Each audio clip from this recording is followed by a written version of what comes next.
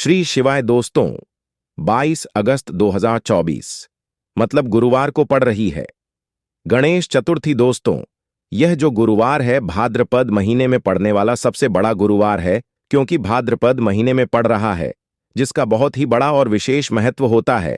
और ऐसा दिन पूरे साल में सिर्फ एक ही बार आता है। और दोस्तों, आप सभी लोग जानते हो कि गुरुवार चतुर्थी का अगर सबसे बड़ा कोई उपाय है तो वह 7 चने की दाल वाला उपाय है। तो दोस्तों, इस भाद्रपद के दिन आप लोगों को इस 7 चने की दाल वाले उपाय को जरूर करना है। बहुत सारे लोग होंगे जिन लोगों ने इस उपाय को ना किया हो, मतलब पूरा साल निकल गया, उन्होंने किसी भी दिन इस 7 चने की दाल वाले उपाय को ना किया हो। पर दोस्तों, आपके पास एक आखिरी मौका बचा हुआ है, जो कि 22 अगस्त के दिन है। तो इस दिन आप लोगों को इस वाले उपाय को जरूर कर लेना है, भले ही आपने पूरे साल भर इस उपाय को ना किया हो। पर अगर आपने इस भाद्रपद महीने के गुरुवार चतुर्थी के दिन अगर इस वाले को कर लिया, तो आपको इस उपाय को करने का वह फल मिलेगा जिसकी आपने कभी कल्पना भी नहीं करी होगी। इसीलिए आप लोग इस वाले उपाय को एक बार जरूर कर लेना, ताकि आप लोगों के हाथ से यह मौका ना जा सके और आपको इस उपाय को करने का फल मिल सके। दोस्तों, यह उपाय पंडित जी ने अपनी अभी की ही शिव महापुराण की कथा में बताया है, जिस उपाय को आज हम आपको बहुत अच्छे से समझाने वाले हैं। इस वीडियो को देखने के बाद इस उपाय को समझने के आपको कोई और वीडियो को देखने की जरूरत नहीं पड़ेगी। तो चलिए दोस्तों, उपाय को शुरू करते हैं। देखिए, ये इस भाद्रपद महीने के गुरुवार के दिन यह इतना खास होता है, इतना महत्वपूर्ण होता है। देखा है, कभी कभी बड़े बड़े पूजा पाठ अनुष्ठान से जो मनोकामना पूर्ण नहीं होते, वो भाद्रपद महीने के दिन एक छोटे से उपाय करने से ही आपकी मनोकामना पूर्ण हो जाती है। और बहुत सारे लोगों ने इस उपाय को किया भी है और इस उपाय को करने का फल भी जरूर मिला है। अगर आप लोग भी इस उपाय को करना चाहते हैं, तो आप इस उपाय को पहले अच्छे से समझ लेना, सुन लेना, उसके बाद करना। आपको इस उपाय का फल जरूर मिलेगा। और इस उपाय को कर लेने से आपके घर में चाहे किसी भी तरह की दुख और समस्या क्यों ना चल रही हो, आपको उसका कारण भी नहीं पता है कि दोस्तों यह समस्या किस कारण से चल रही है। उसका कुछ भी कारण हो सकता है, पितृदोष हो सकता है, या किसी भी तरह का मंगल दोष भी हो सकता है। तो इस दिन आप लोगों को यह वाला उपाय कर लेना है। यह एक ऐसा उपाय है जिस उपाय को अगर किसी विशेष दिन पर किया जाए, तो दोस्तों उस विशेष दिन का जो है वह तो हमें मिलता ही मिलता है, पर हमने उस दिन पर इस उपाय को किया है तो हमें उससे भी बड़ा फल मिलता है। और फल बहुत जल्दी मिलता है, क्योंकि आप इस उपाय को बहुत ही बड़े और विशेष दिन पर कर रहे हो। तो चलिए अब उपाय के बारे में बात करते हैं, परंतु उससे पहले आप लोगों को यह जानना आवश्यक है कि आखिर यह उपाय किस समय करना है, किसको करना है और कैसे करना है। तो चलिए हम आगे आपको वीडियो में एक एक करके बता देते हैं। परंतु उससे पहले अगर आप लोग हमारे चैनल पर नए हैं, तो हमारे चैनल को सब्सक्राइब कर लेना और इस वीडियो को लाइक करके कमेंट बॉक्स में श्री शिवाय नमस्तुभयम ओम नमः शिवाय जरूर कर देना। तो दोस्तों, इस 7 चने की दाल वाले उपाय को हमें इस गुरुवार चतुर्थी के दिन कैसे करना है, किसको करना है, किस समय करना है और कहां पर करना है, यह सारे सवालों के जवाब आपको इस वीडियो में मिल जाएंगे। और जो यह वीडियो देखेगा दोस्तों, उसको 7 चने की दाल वाला उपाय जरूर करना चाहिए, क्योंकि इस दिन एक चने की दाल का भी बहुत ही बड़ा और विशेष महत्व होता है। और जब बात आ जाए 7 चने की, तो यह सोने पर सुहागा वाली बात हो जाती है और यह एक बहुत ही बड़ा उपाय हो जाता है इस गुरुवार का। तो अब दोस्तों, इस 7 चने की दाल वाले उपाय को आखिर करना किसको है, सबसे पहले हम लोग वह बात जान लेते हैं। तो देखो, घर की जो बड़ी माताएं बहनें होती हैं, उन माताओं बहनों में से कोई भी एक बड़ी माता बहन इस वाले उपाय को कर सकती है। और दोस्तों, अगर आप चाहे तो अपने घर में से सभी सदस्यों को भी इस उपाय को करवाएं। अगर किसी व्यक्ति की खुद की कोई मनोकामना है, खुद की कोई दुख और परेशानी है जो कि वह अपने लिए ही करना चाहता है, इस वाले उपाय को तो वह खुद अपने लिए भी कर सकता है। बाकी अगर कोई घर में से ऐसा है जो कि अपने पूरे घर परिवार की सुख और शांति के लिए यह वाला उपाय करना चाहता है, तो दोस्तों वह भी कर सकता है। उसमें भी कोई दिक्कत वाली बात नहीं है। कहने का मतलब यह है कि इस उपाय को हर एक सदस्य भी कर सकता है। और पूरे परिवार के सदस्य के लिए घर की बड़ी माताओं बहनों में से कोई एक माता बहन भी कर सकती है। माताएं बहनें अगर घर में उपस्थित ना हो या वह यह वाला उपाय ना कर पा रही हो तो फिर घर का कोई बड़ा सदस्य भी इस 7 चने की दाल वाले उपाय को कर सकता है, चाहे फिर वह पुरुष ही क्यों ना हो, उसमें कोई भी दिक्कत वाली बात नहीं है। अब दोस्तों, इस चने की दाल वाले उपाय को हमें करना कहां पर है? देखो, हमें शिवलिंग के पास में जाकर करना है। बहुत लोग प्रश्न करते हैं, हर एक उपाय को करते समय क्या हम इस उपाय को घर पर या मंदिर में कर सकते हैं? देखो, तो इस वाले उपाय को आप मंदिर में करोगे तो अच्छा रहेगा, घर पर नहीं करना है इस वाले उपाय को।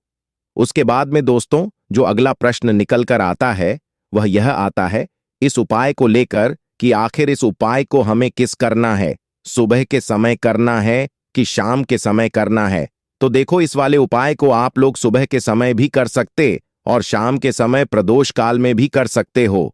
अब अगर आप पूछो कि दोस्तों साहब, सबसे उत्तम समय कौन सा रहेगा इस 7 चने की दाल वाले उपाय को करने का, तो हम आपसे बस यही कहेंगे कि इस उपाय को आप सुबह के समय करेंगे तो ज्यादा बेहतर होगा।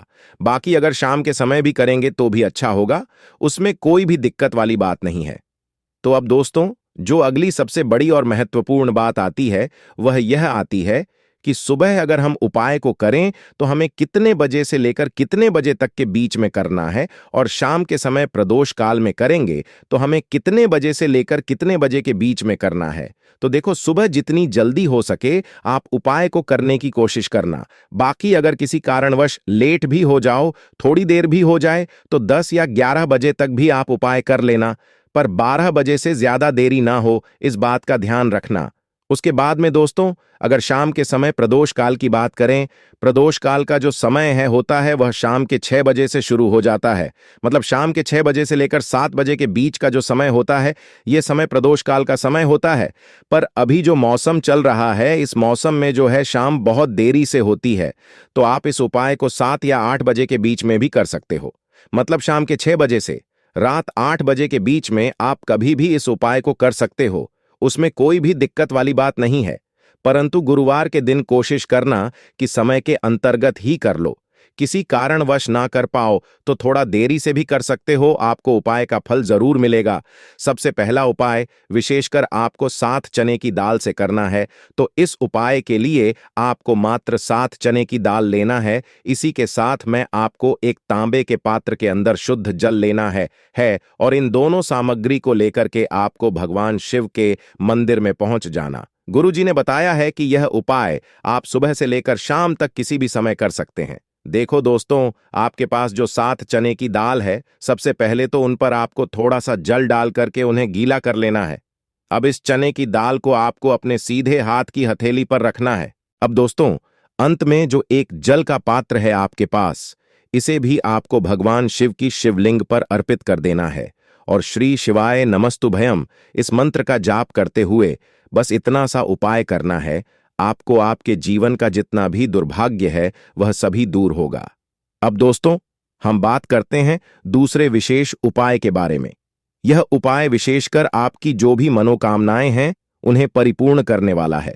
यदि आपको ऐसा लगता है कि आपने कई तरह के उपाय कर लिए हैं परंतु महादेव अभी तक आपकी जो मनोकामना है उसे परिपूर्ण नहीं कर रहे हैं, तो आपको यह उपाय जरूर करना है। देखिए, इस उपाय को करने के लिए मात्र आपको एक गुड़ का लेना है। इसी के साथ में आपको एक तांबे के पात्र के अंदर शुद्ध जल लेना है। देखिए, गुरुवार के दिन यदि हम गुड़ वाले जल से उपाय करते हैं ही चमत्कारी समझा जाता है, और इससे जो हमारा बृहस्पति ग्रह है वह भी मजबूत होता है। बृहस्पति ग्रह यदि हमारा मजबूत होता है तो हमें कभी भी जीवन में धन संपदा की कमी नहीं होती है। हमारे जीवन में जो दुर्भाग्य होता है वह भी सौभाग्य में बदल जाता है। तो देखिए दोस्तों, इस उपाय के लिए आपको एक गुड़ का लेना है, एक तांबे के पात्र के अंदर शुद्ध जल लेना है और इन दोनों को लेकर के आपको भगवान शिव के मंदिर में पहुंच जाना है। अब दोस्तों, इसे गुड़ के टुकड़े को आपको उससे जल के पात्र के अंदर डाल देना है और गुड़ से युक्त जल आपको तैयार कर लेना है। आप इस जल को आपको भगवान शिव की शिवलिंग पर अर्पित कर देना है। श्री शिवाय नमतु इस मंत्र का जाप करते हुए और बृहस्पति महादेव का मन में स्मरण करते हुए जो भी व्यक्ति गुरुवार के दिन इस तरह से यह गुड़ वाला जल समर्पित कर देता है शिवलिंग पर, उसके जीवन में कैसी भी कोई भी मनोम होगी वह हमारे महादेव परिपूर्ण कर देते हैं। तो आपको मनोकामना पूर्ति के लिए यह छोटा सा और सरल सा उपाय भी जरूर ही करना है। अब दोस्तों हम बात कर लेते हैं तीसरे विशेष उपाय के बारे में। देखिए दोस्तों, इस उपाय के लिए आपको मात्र एक तांबे के पात्र के अंदर शुद्ध जल लेना है। इसी के साथ में आपको 11 चावल मतलब कि अक्षत के दाने लेना है।